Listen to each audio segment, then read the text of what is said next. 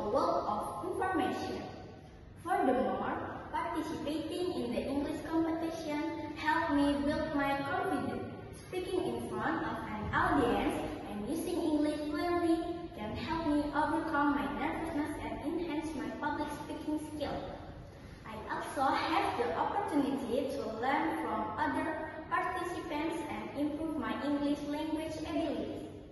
Through this competition, I hope to achieve something great for my school. However, the most important thing is the learning process and the experience I get.